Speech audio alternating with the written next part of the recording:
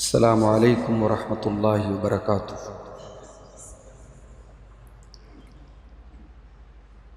الحمد للہ نحمده ونستعینه ونستغفره ونعوذ باللہ من شرور انفسنا ومن سیئات اعمالنا، من يهده الله فلا مضل له ومن يضلل فلا هادي له، واشهد ان لا اله الا الله وحده لا شريك له، واشهد ان محمدا عبده ورسوله۔ یا ایھا الذین آمنوا اتقوا اللہ حق تقاتہ ولا تموتن الا وانتم مسلمون۔ یا ایھا الناس اتقوا ربکم الذی خلقکم من نفس واحدہ وخلق منها زوجها وبث منہما رجالا کثیرا ونساء، واتقوا اللہ الذی تساءلون به والارحام ان اللہ کان علیکم رقیبا۔ یا ایھا الذین آمنوا اتقوا اللہ وقولوا قولا سدیدا یصلح لکم اعمالکم ویغفر لکم ذنوبکم، ومن يطع الله ورسوله فقد فاز فوزا عظيما۔ اما بعد فإن خير الحديث كتاب الله، وخير الهدي هدي محمد صلى الله عليه وسلم، وشر الأمور محدثاتها، وَكُلَّ مُحْدَثَةٍ بِدْعَةٍ وَكُلَّ بِدْعَةٍ ضَلَالَةٍ وَكُلَّ ضَلَالَةٍ فِي النَّارِ۔ اعوذ باللہ من الشیطان الرجیم، بسم اللہ الرحمن الرحیم۔ أَلَمْ يَأْنِ لِلَّذِينَ آمَنُوا أَن تَخْشَعَ قُلُوبُهُمْ لِذِكْرِ اللَّهِ وَمَا نَزَلَ مِنَ الْحَقِّ وَلَا يَكُونُوا كَالَّذِينَ أُوتُوا الْكِتَابَ مِن قَبْلُ فَطَالَ عَلَيْهِمُ الْأَمَدُ فَقَسَتْ قُلُوبُهُمْ وَكَثِيرٌ مِّنْهُمْ فَاسِقُونَ۔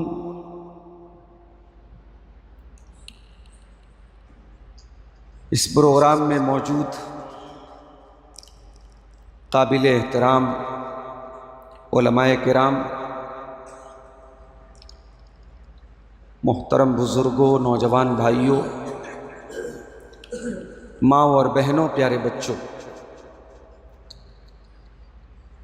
اس مسجد میں تقریباً لگاتار یہ 5واں موقع ہے جب اس مسجد میں سالانہ پروگرام میں حاضر ہونے کا موقع مل رہا ہے، اور ہر بار کی طرح اس بار بھی اس مسجد میں جو مدرسہ چلتا ہے اور ہماری اس مسجد کے امام صاحب ان بچوں کو جو دینی تعلیم دیتے ہیں، اس کا ایک نمونہ بھی ہم اور آپ نے ابھی دیکھا کہ بہت چھوٹے چھوٹے بچے قرآن کی تلاوت کر رہے ہیں، صحابہ کے نام بتا رہے ہیں، نبیوں کے نام بتا رہے ہیں۔ یہ موٹی موٹی باتیں جو ہم میں سے بہت سارے بزرگ لوگوں کو اور بڑی عمر کے لوگوں کو بھی شاید یاد نہ ہو، یہ محنت ان کے استاذ کی بھی ہے اور اللہ تعالیٰ بچوں کے دماغ کو تھوڑا اتنا تیز بناتا بھی ہے کہ وہ بہت جلدی کسی چیز کو کیچ کر لیتے ہیں۔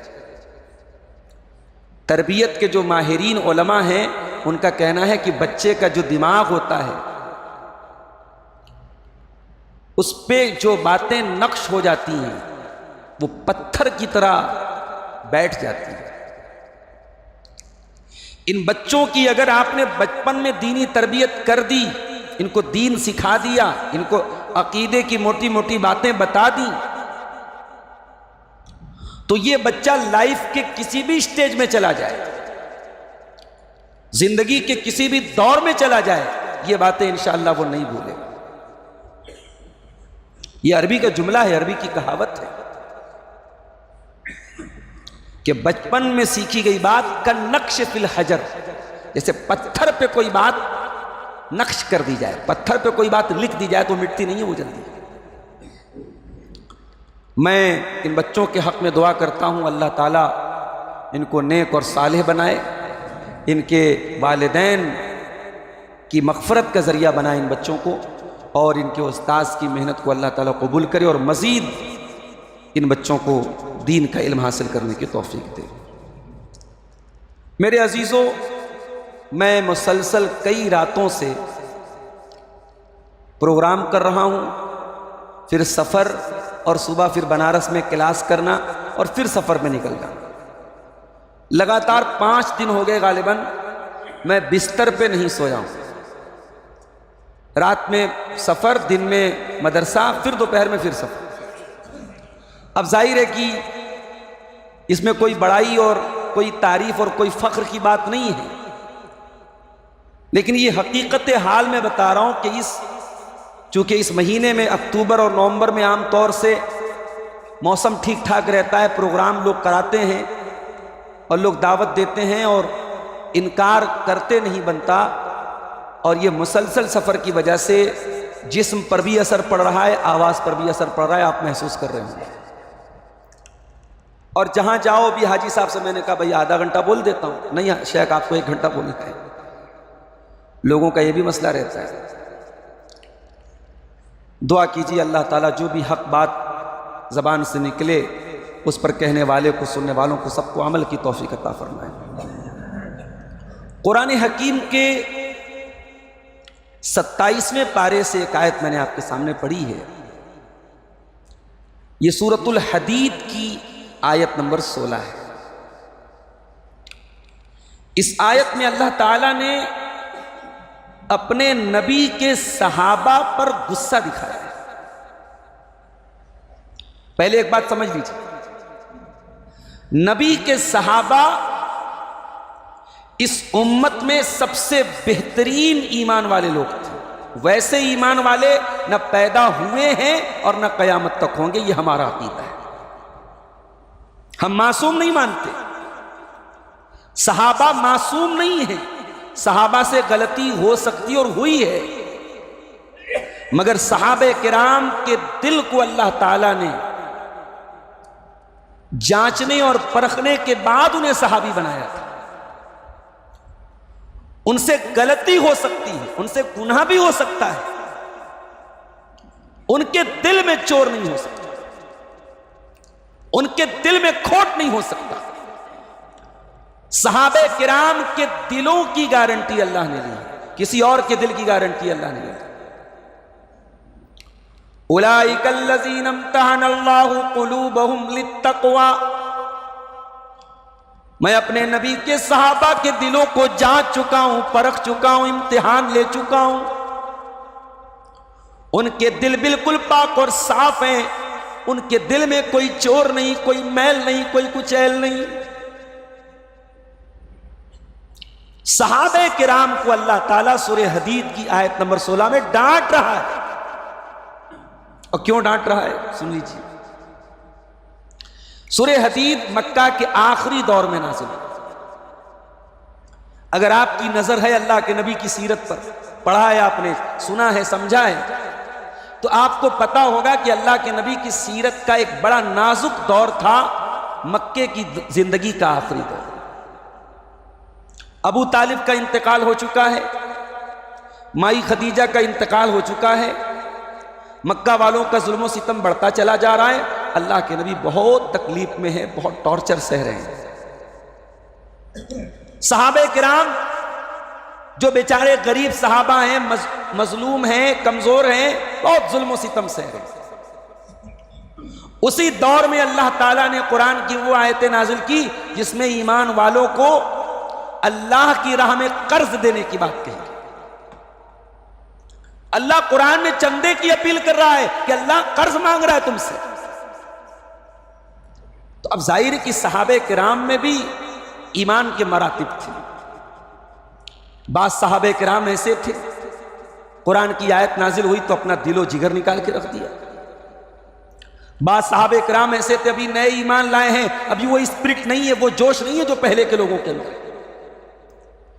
تو جو یہ ایسے صحابہ کرام تھے جن کے اندر وہ جوش جو ہونا چاہیے وہ نہیں تھا، اللہ نے ان کو ابھارنے کے لیے اللہ نے غصے کا اظہار کیا ہے، اور جو غصے کا اظہار اللہ نے کیا ہے وہ اظہار بھی بڑا پیارا اظہار ہے۔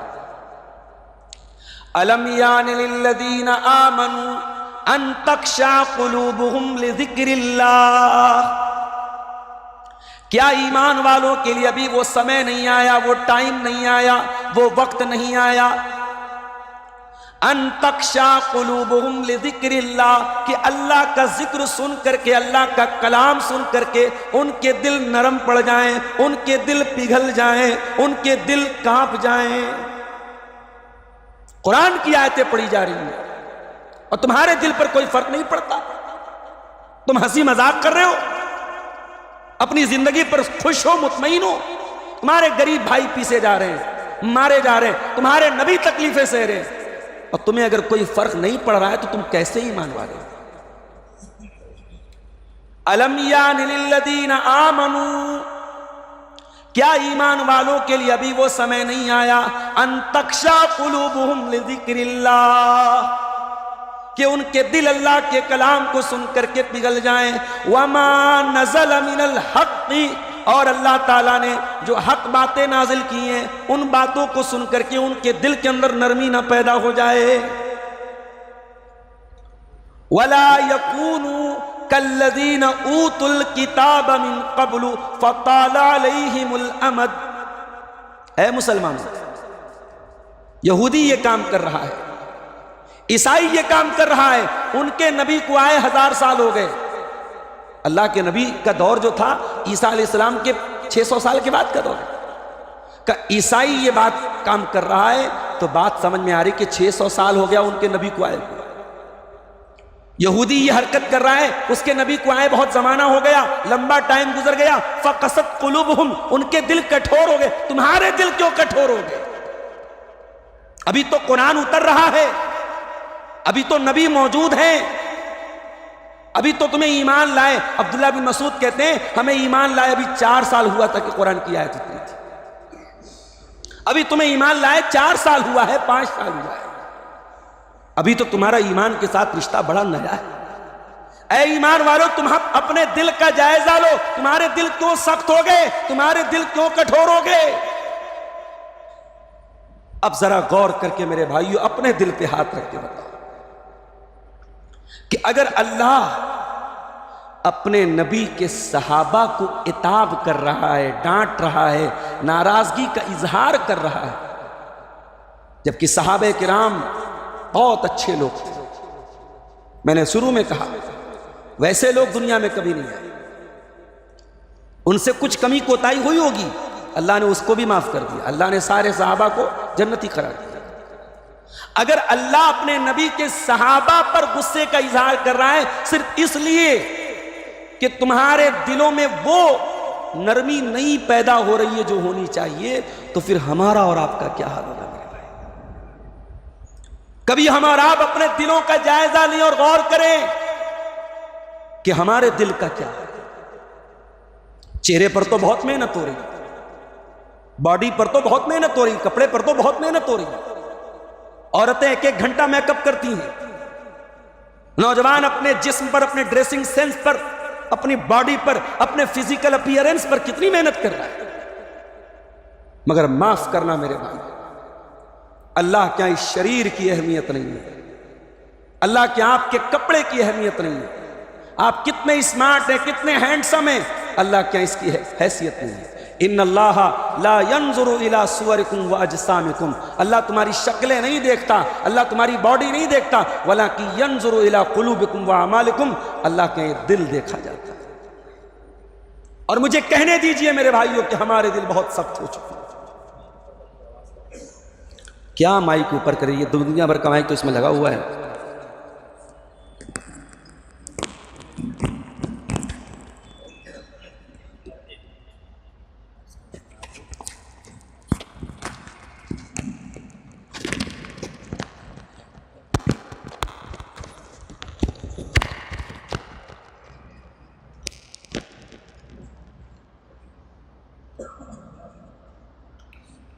میرے عزیزوں، ہم اور آپ آج غور کریں کہ ہمارے دل کا کیا حال ہے۔ ہمارے دل اتنے سخت ہو چکے ہیں، قرآن کا پہلا پارہ اٹھاؤ، اللہ یہودیوں کا تذکرہ کرتے ہوئے فرماتا ہے ثم قست قلوبکم فہی کالحجارۃ او اشد قسوہ، اے یہودیوں تم نے اللہ کی اتنی نافرمانی کی، اتنے گناہ کیے، اتنے اللہ کو ناراض کرنے والے کام کیے کہ تمہارے دل تو پتھروں سے بھی زیادہ سخت ہو گئے۔ اللہ یہودیوں سے کہہ رہا ہے تمہارے دل پتھروں سے زیادہ سخت ہو گئے۔ وَإِنَّ مِنَ الْحِجَارَةِ لَمَا يَتَفَجَّرُ مِنْهُ الْأَنْهَارُ، پتھر بھی کچھ ایسے ہوتے ہیں ان پتھروں کے اندر سے نہریں بہنے لگتی ہیں۔ وَإِنَّ مِنْهَا لَمَا يَشَّقَّقُ فَيَخْرُجُ مِنْهُ الْمَاءُ، پتھر بھی کچھ ایسے ہوتے ہیں کہ پتھر میں سے سوراخ ہو جاتا ہے، پتھر میں سے پانی رسنے لگتا ہے۔ لیکن اے یہودیوں، اے اہل کتاب، تم نے اللہ کو اتنا ناراض کیا ہے کہ تمہارے دل تو پتھروں سے زیادہ سخت ہو۔ یہ بات تو اللہ نے یہودیوں کے بارے میں کہی تھی، مگر معاف کرنا میرے بھائی، آج ہمارے دل بھی بہت کٹھور ہو چکے، ہماری آنکھیں خوش ہو گئی ہیں، ان آنکھوں کو رونا نہیں آتا ہے، یہ آنکھیں کبھی قرآن سن کر کے روتی نہیں ہیں، کبھی قرآن پڑھ کر کے روتی نہیں۔ قرآن تو وہی ہے نا جو صحابہ کے دور میں، قرآن کی آیتیں تو وہی ہے۔ یہ قرآن جو آج ہم نماز میں پڑھتے ہیں اور پڑھ کر کے گزر جاتے ہیں، اس قرآن نے نہ جانے کتنے دلوں کی دنیا کو بدلا تھا۔ ایک ڈاکو تھا، اس کا نام تھا فضیل ابن عیاض، اس کا کام تھا لوگوں کے مکان کی چھتوں پہ جا کے حملہ کرنا، ان کے مکان پہ جا کے ان کے مال کو لوٹ لینا، ڈاکہ ڈالنا، رہزنی کرنا، چوری کرنا، اس کا کام تھا۔ فضیل ابن عیاض ایک مرتبہ ڈاکہ ڈالنے کے لیے ایک مکان کی چھت پہ جاتا ہے، رات کا سناٹا ہے، کوئی اللہ کا بندہ قرآن اپنے گھر میں بیٹھ کر کے پڑھ رہا ہے اور اتفاق سے سورہ حدید کی آیت نمبر 16 کی تلاوت کر رہا ہے۔ أَلَمْ يَعْنِ لِلَّذِينَ آمَنُوا أَن تَخْشَعَ قُلُوبُهُمْ لِذِكْرِ اللَّهِ، کیا ابھی ایمان والوں کے لیے وہ سمے نہیں آیا، وہ ٹائم نہیں آیا کہ اللہ کا کلام سن کر کے ان کے دل پگھل جائیں، ان کے دل نرم پڑ جائیں۔ فضیل ابن عیاض کے کانوں میں قرآن کی آیتیں پڑھتی ہے میرے بھائی، فضیل ابن عیاض سوچنے پر مجبور ہو جاتا ہے کہ رات کا وقت ہے، کوئی اللہ کا بندہ قرآن پڑھ رہا ہے، کوئی اللہ کا بندہ سجدہ کر رہا ہے، اور میں چوری کر رہا ہوں، میں لوگوں کی جان اور مال پر حملہ کر رہا ہوں۔ فضیل ابن عیاض نے کہا اللہ وہ ٹائم آ چکا ہے میرے پروردگار، وہ ٹائم آ چکا ہے۔ فضیل ابن عیاض وہاں سے بھاگا، ایک جگہ ایک ویرانے پر پہنچا جہاں بہت سارے لوگ اکٹھا تھے اور آپس میں باتیں کر رہے تھے، کوئی کہہ رہا تھا ہمیں نکل جانا چاہیے، کوئی کہہ رہا تھا نہیں یہ فضیل ابن عیاض کا ایریا ہے، یہ فلاں ڈاکو کا علاقہ ہے، ہم رات میں یہیں گزاریں گے، ہمیں نہیں جانا ہے، ہم اتنا بڑا رسک نہیں لے سکتے۔ فضیل ابن عیاض نے آسمان کی طرف نظریں اٹھا لی، کہا اے اللہ جتنا لوگ مجھ سے ڈرتے ہیں اتنا میں تجھ سے ڈرا ہوتا تو شاید میں کامیاب ہو گیا ہوتا۔ فضیل ابن عیاض نے وہی توبہ کی، سچی توبہ کی، اور وہاں سے فضیل ابن عیاض مکے آتے ہیں اور اپنے آپ کو اللہ کے گھر کے ساتھ جوڑ لیتے ہیں۔ اپنے دور کے سب سے بڑے امام مانے جاتے ہیں، سب سے بڑے عابد مانے جاتے ہیں، سب سے بڑے زاہد مانے جاتے ہیں۔ قرآن کی ایک آیت نے دل کی دنیا پلٹ دی اور ایک ڈاکو کو اپنے دور کا امام اور زاہد بنا دیا۔ اور آج کے دور میں بھی ایسی مثالیں موجود ہیں، بس دل نرم ہونا چاہیے میرے بھائی۔ سعودی عرب کی سرزمین پر آج لوگوں کو یہ تو نظر آتا ہے صاحب وہاں بڑی برائیاں ہو رہی ہیں، وہاں یہ ہو رہا ہے، وہاں وہ ہو رہا ہے۔ اللہ کی قسم ابھی بھی بہت سارے خیر اور بھلائی کے ایسے منظر آپ کو دیکھنے کو ملیں گے سعودی عرب کی سرزمین پر جو دنیا میں کہیں نہیں ملے۔ میں ایک لیٹسٹ واقعہ آپ کو بتاتا ہوں۔ سعودی عرب میں نبی کے شہر مدینہ منورہ میں ایک بہت بڑے عالم جو اس وقت بہت بوڑھے ہو چکے ہیں، شیخ عبد المحسن العباد، ان کو محدث مدینہ کہا جاتا ہے، بہت بڑے عالم ہیں، بہت بڑے حدیث کے امام ہیں۔ ان کے بیٹے ہیں علامہ عبد الرزاق البدر، وہ بھی مسجد نبوی میں بیٹھ کر کے حدیث کا درس دیتے ہیں، لوگوں کو اللہ کے نبی کی حدیثوں سے جوڑتے ہیں۔ ان کا ایک سچا واقعہ آپ کو بتا رہا ہوں کہ آج کے اس دور میں بھی دیکھیے یہ مثالیں موجود ہیں۔ علامہ عبد الرزاق البدر کے گھر میں ہندوستان کے آندھرا پردیش کا ایک شہر ہے وجے واڑہ، وہاں کا ایک آدمی ان کے یہاں ڈرائیور کا کام کرتا تھا، ڈرائیور تھا، 20 سال تک اس نے ڈرائیونگ کی۔ صحت ساتھ چھوڑنے لگی، اپنے ملک کو واپس چلا آیا، بیمار رہنے لگا۔ شیخ عبد الرزاق البدر بہت بڑے عالم ہیں، ہزاروں لاکھوں، ابھی ملیشیا میں ان کا ایک پروگرام ہوا تھا، لاکھوں طلبہ ان سے حدیث سیکھنے کے لیے وہاں پہنچے تھے۔ اتنی بڑی ہستی ہے، اپنے ملک کے سیلیبریٹی ہیں۔ ہر مہینے اپنے اس ڈرائیور کو فون کر کے مہینے میں 3 بار 4 بار اس سے خیریت پوچھتے تھے، کیسی طبیعت ہے آپ کی، کیسے ہیں آپ، حال چال پوچھتے تھے۔ ادھر 1-2 مہینہ پہلے وہ ڈرائیور برین ہیمریج کا شکار ہو گیا، کوما میں چلا گیا، دماغ نہیں کام کر رہا، برین ہیمریج ہو گیا۔ شیخ عبد الرزاق البدر ان کے لڑکے سے برابر ٹچ میں ہیں، ابا کی خیریت پوچھ رہے ہیں۔ پھر ایک دن ان کے لڑکے کو فون آیا، ڈرائیور صاحب کے لڑکے کو فون آیا کہ شیخ عبد الرزاق البدر مدینہ کے اتنے بڑے عالم، وہ کسی کو آپ کے والد کی عیادت کے لیے بھیجنے والے، ان کی طرف سے کوئی آنے والا ہے۔ ٹائم بتا دیا گیا، تاریخ بتا دی گئی۔ جب وہ ڈرائیور کا لڑکا ایئرپورٹ پر ریسیو کرنے گیا تو کیا دیکھتا ہے کہ شیخ عبد الرزاق البدر خود تشریف لائے ہیں، بغیر کسی اپائنٹمنٹ کے، بغیر کسی کو اطلاع دیے ہوئے۔ ان کے چاہنے والے، ان کے شاگرد لاکھوں کی تعداد میں ہندوستان میں رہتے ہیں، مگر اپنے بیمار ڈرائیور کی عیادت کے لیے فلائٹ کا سفر کر کے سعودی عرب سے مدینہ منورہ سے ہندوستان کی سرزمین پر آتے ہیں، اور آ کر کے اپنے اس ڈرائیور کے ہاسپٹل میں جاتے ہیں، ان کی خبرگیری کرتے ہیں، ان کے بیٹے کو مدد کا وعدہ کرتے ہیں، کچھ تعاون بھی کرتے ہیں، اور اس کے بعد واپس چلے جاتے ہیں۔ میرے بھائیوں، کیا آج کے دور میں جب رشتے، ناطے، تعلقات سب پیسے اور مفادات کی بنیاد پر ہوتے ہوں، کیا اخلاص اور للہیت کی ایسی مثالیں دیکھنے کو ملتی ہیں؟ ہاں، اگر دل میں اللہ کا ڈر ہو، اگر دل میں یہ احساس ہو کہ ہاں اخلاق بھی کوئی چیز ہے، اور نبی کے کردار کو جو ہم حدیثوں میں پڑھتے ہیں اگر اس پر عمل کرنے کا جذبہ ہو، تو ایسی مثالیں آج 2024 میں بھی دیکھنے کو مل جاتی ہیں۔ قرآن کہتا ہے الم یان للذین آمنوا، کیا ایمان والوں کے لیے ابھی وہ سمے نہیں آیا ان تخشع قلوبہم لذکر اللہ، کہ ان کے دل اللہ کے کلام کو سن کر کے پگھل جائیں۔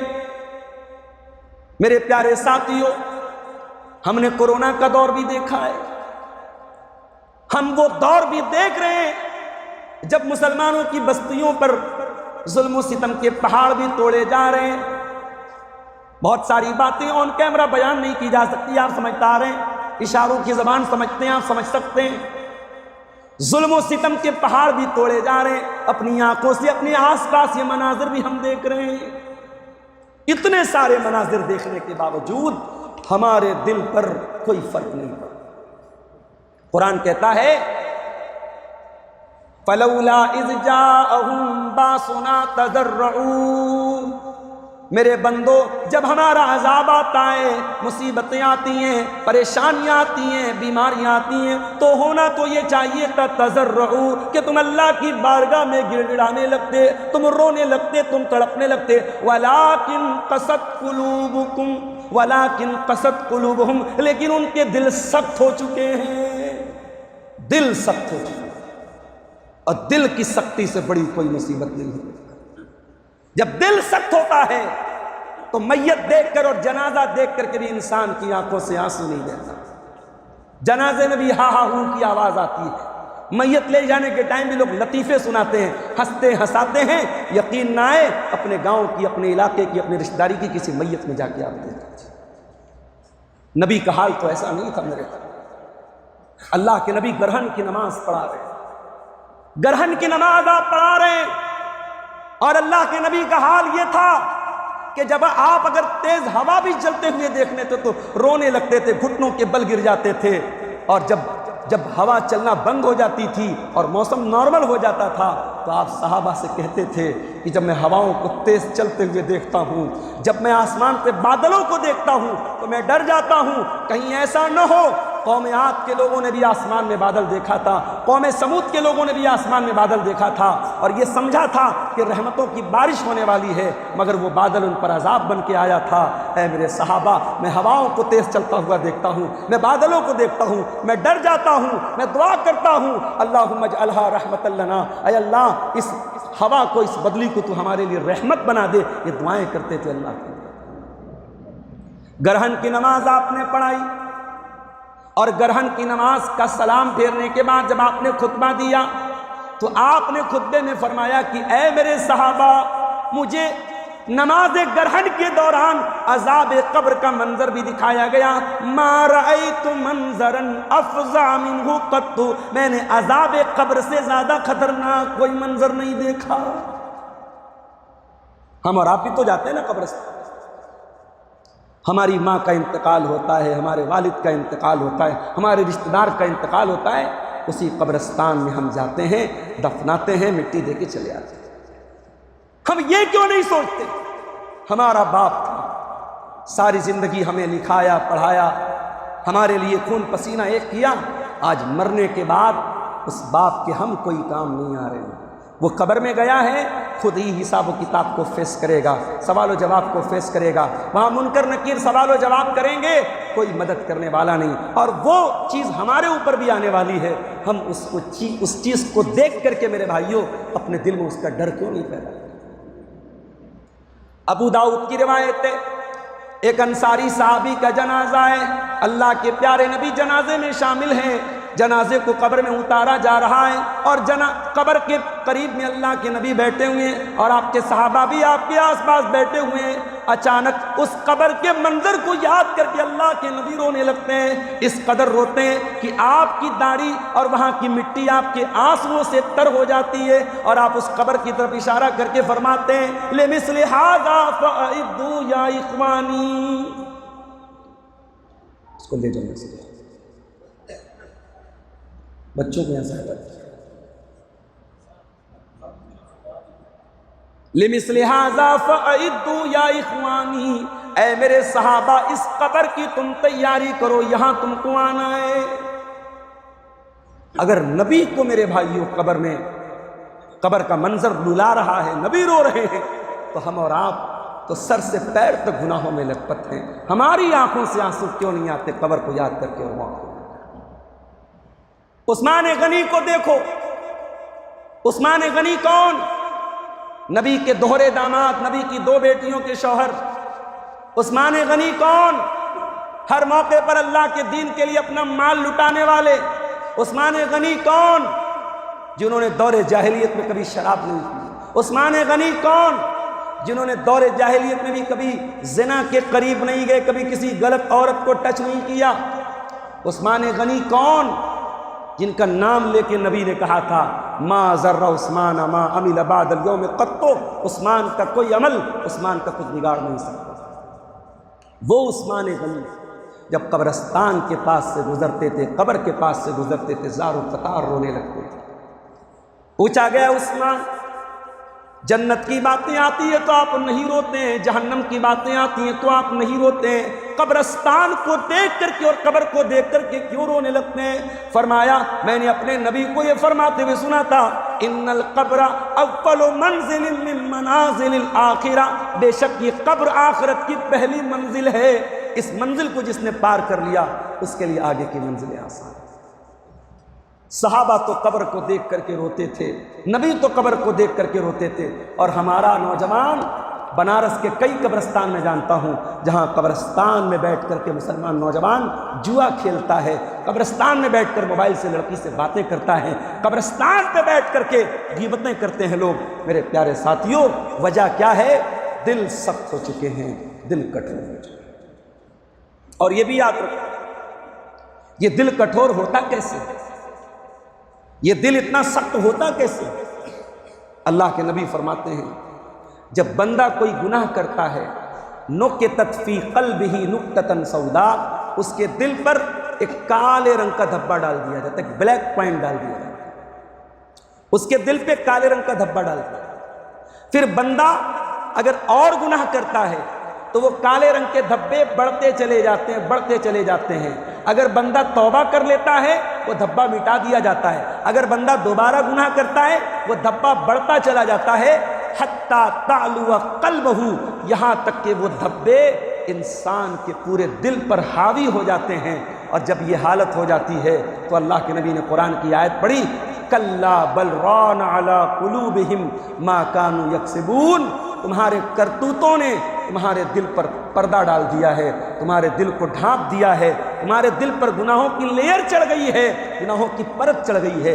میرے عزیزوں، میرے بھائیوں، میرے بزرگوں، مجھے کہنے دیجئے کہ آج گناہوں کی پرت نے، گناہوں کی تہ نے اور گناہوں کی لیئر نے ہمارے دلوں کو سخت بنا دیا۔ نہ ہمیں موت رلا پاتی ہے، نہ قرآن ہمیں رلا پاتا ہے، نہ قبر کا منظر ہمیں رلا پاتا ہے۔ آج قرآن پڑھا جاتا ہے، بہترین آواز میں قرآن پڑھا جاتا ہے، ہم نماز میں سنتے ہیں۔ میں نے مکہ میں بھی دیکھا، ابھی رمضان کے لاسٹ میں جب مکہ گیا میں نے دیکھا افطار کا ٹائم ہونے والا ہے، افطار کا ٹائم ہونے والا ہے، 10 منٹ پہلے میں وہاں پہنچ گیا کیونکہ رش بہت رہتا ہے رمضان کے آخر میں۔ ایک بنگلہ دیشی میرے آگے بیٹھا تھا، نوجوان لڑکا تھا، میں بیٹھ کر کے موبائل پر ٹائم بچا ہے 10 منٹ، میں نے سوچا تھوڑا تلاوت کر لیتا ہوں۔ وہ لڑکا بھی تلاوت کر رہا تھا، تلاوت کرتے کرتے بہت دیر تک اس نے تلاوت کی، پھر ایسا لگا کہ وہ تھک گیا تلاوت کرتے کرتے، ٹائم کافی باقی تھا، اس نے تلاوت بند کی، اور اس وقت کوئی کرکٹ کا کوئی میچ چل رہا تھا، شاید IPL کا میچ چل رہا تھا۔ وہ IPL کا میچ حرم میں بیٹھ کر، سامنے خانے کعبہ ہے، حرم میں بیٹھے ہم لوگ، وہ حرم میں بیٹھ کر کے IPL کا اسکور دیکھ رہا ہے، میچ دیکھ رہا ہے۔ یہ کیوں ہو رہا ہے؟ بڑی بڑی بالی ووڈ کی ہیروئنیں طواف کرنے جا رہی ہیں، عمرہ کرنے جا رہی ہیں، وہاں فوٹو شوٹ کر رہی ہیں الگ الگ اینگل سے، I am in Medina, I am at Mecca, picnic spot بنا کے رکھا ہے۔ تو طواف کرنے گئی ہے کہ تو اپنی عبادت کی تشہیر کرنے، نمائش کرنے گئی؟ عبادتوں کی روحانیت ختم ہو گئی میرے بھائی، طواف کی روحانیت ختم ہو گئی، حج کی روحانیت ختم ہو گئی۔ کیوں؟ کیونکہ دل سخت ہو گئے۔ اب حرم میں بھی قرآن پڑھ کر کے اور قرآن سن کر کے آنکھوں میں آنسو نہیں آتے، جبکہ یہ وہی قرآن ہے۔ لو انزلنا هذا القرآن على جبل لرأيته خاشعا متصدعا من خشية الله، اس قرآن کو اگر ہم نے کسی پہاڑ کے اوپر بھی اتارا ہوتا تو پہاڑ بھی اللہ کے خوف سے ریزہ ریزہ ہو جاتا۔ اگر قرآن کے اثر سے پہاڑ ریزہ ریزہ ہو سکتا ہے، ہمارے دل کی کیا اوقات ہے میرے بھائی؟ ہمارا دل تو گوشت پوست کا بنا ہوا ملائم سا دل۔ ایک مرتبہ اللہ کے نبی حضرت عبداللہ بن مسعود سے کہتے ہیں، عبداللہ میں قرآن سننا چاہتا ہوں، مجھے قرآن پڑھ کے سناؤ۔ عبداللہ بن مسعود بڑے پیارے صحابی اللہ کے نبی کے، بڑے مشہور صاحب، اور عبداللہ بن مسعود بالکل دبلے پتلے تھے، اتنے دبلے تھے ایک مرتبہ پیڑ پہ چڑھ کے مسواک توڑ رہے تھے تو ان کی پتلی پتلی جو ٹانگ تھی ہوا میں لہرا رہی تھی، تو صحابہ دیکھ کر کے ہنسنے لگے۔ نبی نے پوچھا کیوں ہنس رہے؟ کہا اللہ کے نبی دیکھیے عبداللہ پیڑ پہ چڑھے ہیں اور ان کی پتلی پتلی ٹانگیں ہوا میں لہرا رہی ہیں۔ اللہ کے نبی نے فرمایا تمہیں معلوم ہے قیامت کے دن اللہ کے میزان پر عبداللہ بن مسعود کی یہ پتلی پتلی ٹانگ احد پہاڑ سے بھی زیادہ وزندار ہو. دبلے پتلے تھے مگر ایمان تھا اور قرآن پڑھتے تھے, اتنا پیارا قرآن پڑھتے تھے. اللہ کے نبی فرماتے ہیں اگر کسی کو بالکل تر و تازہ قرآن سننا ہو عبداللہ بن مسعود سے قرآن سننا. ایک مرتبہ اللہ کے نبی عبداللہ بن مسعود سے کہتے ہیں عبداللہ اقرا علی القرآن, مجھے قرآن پڑھ کے سنا. حضرت عبداللہ نے کہا اللہ کے نبی میں آپ کو قرآن پڑھ کے سناؤں؟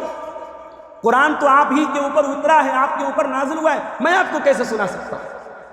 آپ نے فرمایا اے عبداللہ آج میں دوسرے کے منہ سے قرآن سننا چاہتا ہوں, مجھے سناؤ قرآن.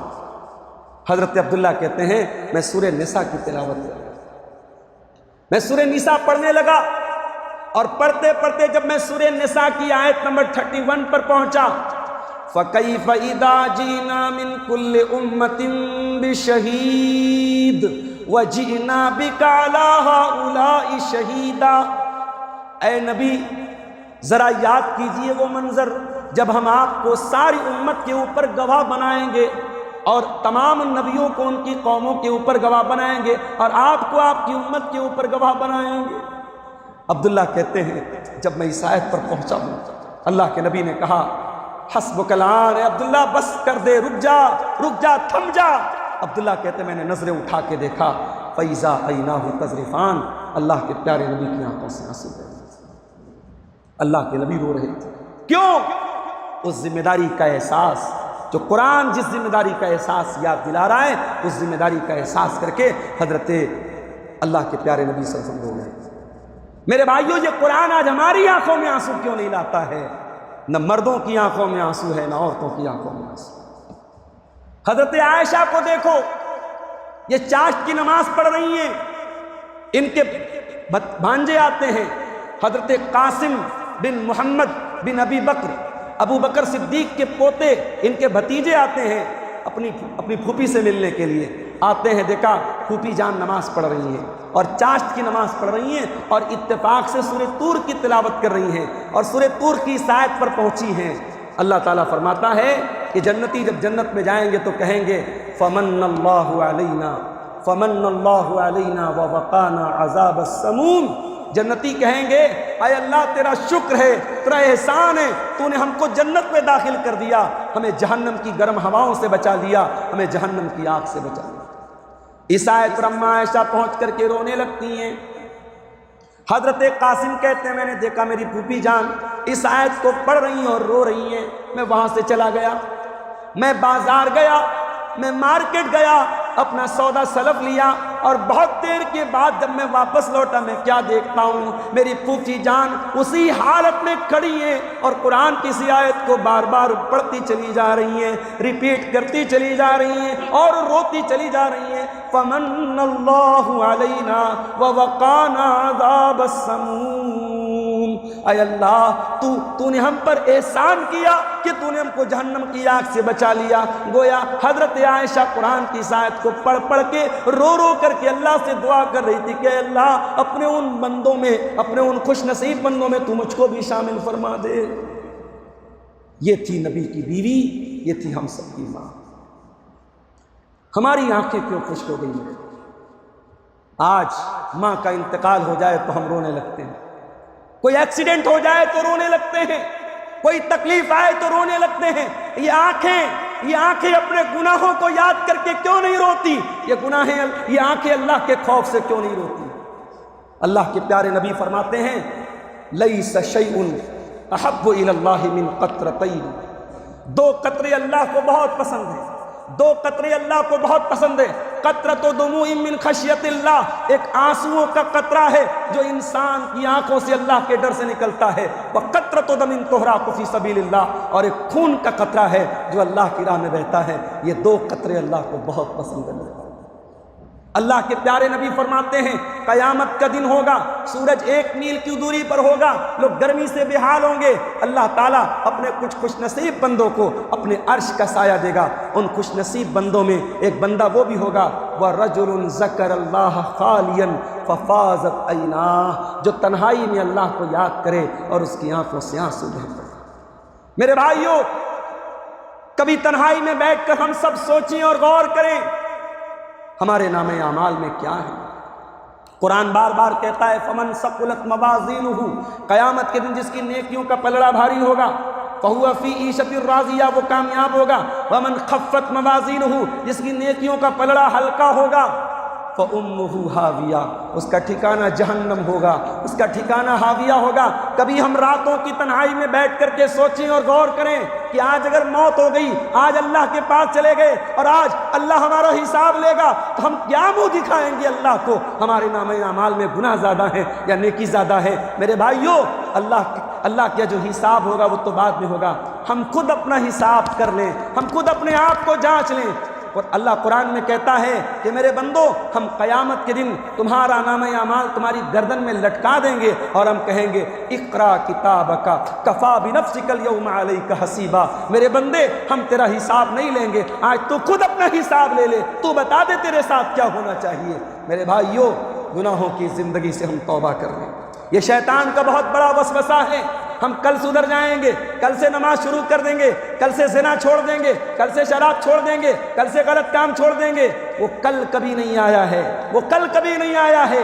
میرے نبی کی تعلیم یہ ہے، اپنی زندگی کی ہر رات کو آخری رات سمجھو، اپنی زندگی کے ہر دن کو آخری دن سمجھو۔ نہیں معلوم، ہمارے عبدالحفیظ بھائی آئے ہیں بنارس سے، ہمارے دوست ہیں، یہ مریضوں اور ڈاکٹروں سے ان کا بڑا تعلق ہے، بہت سارے کیس آتے ہیں۔ میں پچھلے 2 سالوں میں ٹریک کر رہا ہوں، میں ساتھ میں اٹھتا بیٹھتا ہوں، کینسر کے پیشنٹ بڑی تعداد میں بنارس میں مل رہے ہیں۔ اور یہ صرف بنارس کی بات نہیں، آل اوور انڈیا بڑی تیزی سے کینسر کے مریض مل جائیں گے آپ کو۔ اچھا خاصا بھلا انسان کیا صاحب بیمار ہوا، جانچ ہوئی اور کینسر کی بیماری نکل گئی۔ نوجوان آدمی، بوڑھے کی بات نہیں کر رہا ہوں، جوان آدمی بیمار ہوا، کینسر کا مریض، ٹی بی کا مریض، ٹریٹمنٹ ہوا، علاج ہوا، اپنے دل کی تسلی کے لیے ڈاکٹروں سے علاج کرایا گیا، مگر مرض بڑھتا گیا جو دوا کی، اور انسان اللہ کو پیارا ہو گیا۔ میرے بھائیوں، آج لوگ نیا سال مناتے ہیں، لوگ برتھ ڈے مناتے ہیں، لوگ اینیورسری مناتے ہیں، لوگ نئے سال کا جشن مناتے ہیں، جبکہ انسان کو سوچنا چاہیے اس کی زندگی کا ہر آنے والا دن اس کو قبر سے قریب کر رہا ہے، اس کو موت سے قریب کر رہا ہے۔ جیسے جیسے ہماری زندگی گزر رہی ہے، برف کی طرح پگھل رہی ہے۔ اور مجھے وہ جملہ یاد آتا ہے، سلف میں سے ایک صاحب نے ایک آدمی کو مارکیٹ میں دیکھا، وہ برف بیچ رہا تھا، مارکیٹ میں برف بیچ رہا تھا۔ صبح سے دوپہر ہو گئی، برف تھوڑی سی بکی ہے اور برف بڑی تیزی سے پگھل رہی ہے۔ جب دوپہر ہو گئی اور کسٹمر آنا بند ہو گئے تو وہ برف بیچنے والا چلانے لگا اور کہنے لگا، او لوگو، اس کے پہلے کہ میرا کیپٹل ختم ہو جائے، میری پونجی ختم ہو جائے، میرا برف خرید لو، میرا برف گل جائے گا، میرا برف پگھل جائے گا، میرا برف خرید لو۔ وہ کہتے ہیں، وہ صاحب کہتے ہیں جنہوں نے یہ منظر دیکھا تھا، انہوں نے کہا جب میں نے اس برف بیچنے والے کو دیکھا تب مجھے قرآن کی اس آیت کا مطلب سمجھ میں آیا، والعصر ان الانسان لفی خسر، زمانے کی قسم، بے شک انسان بہت بڑے خسارے میں ہے۔ جس انسان نے اپنی آخرت کی تیاری نہیں کی، جس انسان نے اپنی قبر کی تیاری نہیں کی، جس انسان نے اپنے بال بچوں کو جہنم سے بچانے کی تیاری نہیں کی، جس انسان نے اپنے دل کی سختی کو دور کرنے کے لیے محنت نہیں کی، میرے بھائیو، دنیا میں کچھ بھی کر لے اور بنا لے، اس انسان سے بڑا خسارہ اٹھانے والا کوئی نہیں ہوگا۔ وَأَنِيبُوا إِلَىٰ رَبِّكُمْ، اپنے رب کی طرف رجوع کرو، اپنے رب کی طرف لوٹو اور پلٹو، توبہ کرو۔ قرآن کہتا ہے ان تقول نفس یا حسرتا علی ما فرطت فی جنب اللہ، میرے بندو اللہ سے توبہ کر لو اس سے پہلے کہ وہ دن آ جائے کہ تمہیں کہنا پڑے کہ ہائے افسوس، میں نے بڑی لاپرواہی سے کام لیا، میں نے بڑی کوتاہی سے کام لیا۔ اور یاد رکھو میرے بھائیو، اس دنیا میں جو ٹائم ملا ہے، جیسے ہی سانس ٹوٹے گی ٹائم ختم ہو جائے گا۔ اس دنیا کے بعد اب کوئی دوسری زندگی ملنے والی نہیں ہے، عمل کرنے والی یہی زندگی ہے۔ حضرت علی کہا کرتے تھے، بخاری کی روایت ہے کہ او لوگو، ارتحلت الدنیا، دنیا پیٹھ دکھا کے جا رہی ہے، واقبلت الآخرہ، اور آخرت سامنے آ رہی ہے، اور دنیا دار لوگ بھی ہیں اور آخرت والے لوگ بھی ہیں۔ اب تم طے کر لو، تم دنیا دار بننا چاہتے ہو یا آخرت والے بننا چاہتے ہو۔ فَالْيَوْمَ عَمَلٌ وَلَا حِسَابٌ وَغَدًا حِسَابٌ وَلَا عَمَلٌ۔ حضرت علی کہتے ہیں آج عمل کر سکتے ہو، آج حساب نہیں دینا ہے، لیکن کل حساب دینا پڑے گا، کل عمل نہیں کر سکتے۔ میرے عزیزوں، میرے بھائیوں، جب موت آئے گی موت کا فرشتہ ہماری روح کو قبض کرے گا اور ہماری روح اللہ کے پاس جائے گی تو ہم ایک تمنا کریں گے، ہم ایک آرزو کریں گے، کیا کہیں گے؟ حتی اذا جاء احدهم الموت قال رب ارجعون، انسان کہے گا اے اللہ ایک چانس اور دے دے، ایک موقع اور دے دے، لعلی اعمل صالحا، ایک موقع اور دے دے اللہ، میں وعدہ کرتا ہوں میں نیک عمل کروں۔ بندہ اللہ سے ایک موقع اور مانگ رہا ہے، لڑکی کی شادی کرنے کے لیے نہیں مانگ رہا ہے، مکان بنانے کے لیے نہیں مانگ رہا ہے، نیا بزنس سٹارٹ کرنے کے لیے نہیں مانگ رہا ہے، ایک موقع اور مانگ رہا ہے، لعلی اعمل صالحا، اے اللہ میں نیک عمل کروں گا، تجھے راضی کرنے والا عمل کروں گا۔ اللہ فرماتا ہے کلا، نہیں یہ پاسبل نہیں، اے میرے بندے یہ ممکن نہیں ہے، موت آ چکی ہے، اب دوبارہ تجھے کوئی چانس نہیں ملے گا۔ انہا کلمۃ ہوا قائلھا، تجھے جو موقع ملنا تھا مل چکا، اب تو بس تو بات ہی بات کر رہا ہے، یہ بات پوری ہونے والی نہیں ہے۔ وَمِن وَرَائِهِمْ بَرْزَخٌ إِلَىٰ يَوْمِ يُبْعَثُونَ، اب قیامت تک تجھے برزخ میں رہنا ہے، قبر میں رہنا ہے۔ میرے عزیزوں، میرے بھائیوں، میرے بزرگوں، تیاری کرنا ہے تو اس قبر کی تیاری کرو، تیاری کرنا ہے اس آخرت کی زندگی کی تیاری کرو۔ یہ 40-50 سال کی زندگی تو جیسے تیسے کٹ جائے گی، یہاں کا دکھ ہمیشہ کا دکھ نہیں ہے، یہاں کا سکھ ہمیشہ کا سکھ نہیں ہے، یہاں کے سکھ کی بھی کوئی گارنٹی نہیں، یہاں کے دکھ کی بھی کوئی گارنٹی نہیں، لیکن وہاں جو دکھ ہوگا وہ ہمیشہ ہمیشہ کا دکھ ہوگا، اور وہاں جو سکھ ہوگا وہ ہمیشہ ہمیشہ کا سکھ ہوگا۔ ہم جمعہ کی نماز پڑھتے ہیں، امام صاحب قرآن کی تلاوت کرتے ہیں اور امام صاحب یہ تلاوت پڑھتے ہیں اس آیت کو، بل تؤثرون الحیات الدنیا، سورہ اعلیٰ کی آیت بار بار ہمارے کانوں سے ٹکراتی ہے، بل تؤثرون الحیات الدنیا، میرے بندو تم دنیا کی زندگی کو ترجیح دیتے ہو، تم سوتے جاگتے اٹھتے بیٹھتے صرف دنیا کے بارے میں سوچتے ہو، والآخرۃ خیر وابقیٰ، جبکہ آخرت کی زندگی زیادہ بہتر اور زیادہ باقی رہنے والی ہے۔ ایک آخری بات بیان کر کے بات ختم کرتا ہوں، دیکھو اپنی فیملی کو بھی ایسا بناؤ، اپنے پریوار کو بھی ایسا بناؤ کہ کبھی آپ سے کوئی کمی ہو جائے تو آپ کا بیٹا کھڑا ہو کر کے آپ کی اصلاح کرے۔ مجھے ایک واقعہ یاد آیا، حضرت عمر بن عبدالعزیز رحمۃ اللہ علیہ خلیفہ ہوئے، خلیفہ ہونے کے بعد خلافت کی ذمہ داری ملی، لوگوں سے ملنا جلنا، تمام کاغذ پتر تیار کرنا، رات ہو گئی۔ حضرت عمر بن عبدالعزیز رحمۃ اللہ علیہ گھر میں آئے اور بستر پہ جانے لگے۔ ان کے بیٹے نے کہا ابا جان امیر المومنین کیا کر رہے ہیں؟ کہا بیٹا بہت محنت آج ہو گئی، بہت کام پڑ گیا، تھوڑا سستانے جا رہا ہوں، آرام کرنے کا۔ بیٹے نے کہا ابا جان کیا اس بات کی گارنٹی ہے کہ آپ کل تک زندہ رہیں گے؟ کہا نہیں، اس بات کی گارنٹی تو نہیں ہے بیٹا۔ بیٹے کا نام عبد الملک تھا۔ عمر بن عبدالعزیز رحمۃ اللہ علیہ بہت نیک انسان ہے، ان کا بیٹا کیسا ہے ذرا یہ دیکھیں۔ بیٹا کہتا ابا جان آپ سستانے جا رہے ہیں، ابھی بہت سارے مظلوموں کو ان کا حق دینا باقی ہے، کتنے مظلوم اور مجبور ہیں جو اس انتظار میں ہیں کہ ایک عادل خلیفہ آئے گا اور ہمیں انصاف دلائے گا، ان کی آنکھوں سے بہنے والے آنسو آپ کا انتظار کر رہے ہیں۔ حضرت عمر بن عبدالعزیز نے کہا بیٹا دوپہر ہو جائے گی، کل صبح تھوڑا آرام کر لیتا ہوں، صبح اٹھنے کے بعد جب دن نکلے گا میں سارے کام نپٹا دوں گا۔ کہا ابا جان آپ مجھے لکھ کر کے گارنٹی دے سکتے ہیں کہ کل دوپہر تک آپ زندہ رہیں گے؟ کہا نہیں بیٹا اس بات کی گارنٹی تو نہیں دے سکتے۔ کہا پھر آپ کل تک کیوں ٹال رہے ہیں؟ حضرت عمر بن عبدالعزیز رحمۃ اللہ علیہ نے ہاتھ اٹھائے، کہا اے اللہ تیرا شکر ہے تو نے ایسی اولاد سے نوازا ہے جو اولاد میرے دین کے سلسلے میں میری مدد کرتی ہے، اگر مجھ سے کہیں کوتاہی ہوتی ہے میری اولاد مجھے اللہ کے ڈر اور تقوی پر ابھارتی ہے۔ اور رات کی نیند قربان کر کے حضرت عمر بن عبدالعزیز رحمۃ اللہ علیہ نکل پڑے کہ میری حکومت میں میری سلطنت میں کوئی مظلوم ہے، کوئی مجبور ہے، کسی کا حق مارا گیا ہے، تو آؤ رات کے سناٹے میں بھی عمر بن عبدالعزیز اس کی مدد کرنے کو تیار ہے۔ میرے عزیزوں یہ جذبہ اور یہ ماحول ہمیں اپنے گھروں میں پیدا کرنے کی ضرورت ہے۔ اللہ قرآن میں ہم سے کہتا ہے قوا انفسکم واہلیکم نارا، اے ایمان والو اپنے آپ کو اور اپنے پریوار کو جہنم کی آگ سے بچاؤ۔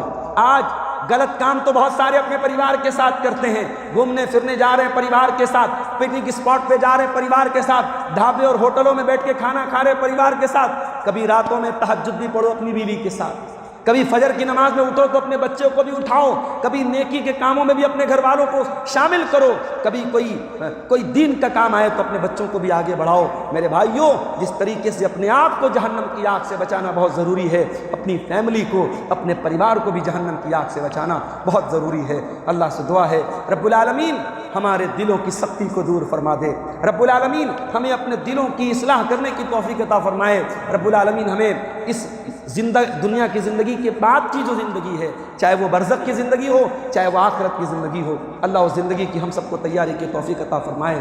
رب العالمین ہمارے بچوں کو، ہماری فیملی کو بھی اللہ دیندار بنا دے، رب العالمین ہماری کمیوں اور کوتاہیوں کو معاف فرما دے۔ اگر ہم کسی گناہ میں لت پت ہیں، اللہ ہم کو جلد سے جلد توبہ کرنے کی توفیق عطا فرمائے۔ ہمیں سے جو بیچارے، جو ہمارے بھائی کسی بھی طریقے کی برائی میں ملوث ہیں، اللہ ان کو صبح کا سورج نکلنے کے پہلے سچی توبہ کرنے کی توفیق عطا فرمائے۔ ہمارے جو بھائی نماز سے دور ہیں، اللہ ان کو پکا نمازی بنا دے۔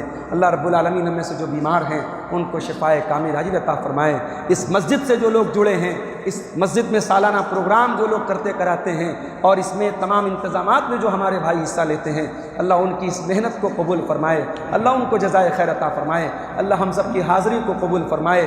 رب العالمین ہمیں جس طریقے سے ہم توحید کی بنیاد پر اور دین کی بنیاد پر اس مسجد میں اور اللہ کے اس گھر میں ہم اکٹھا ہوئے ہیں، اللہ جنت الفردوس میں بھی ہم سب کو اکٹھا فرما دے۔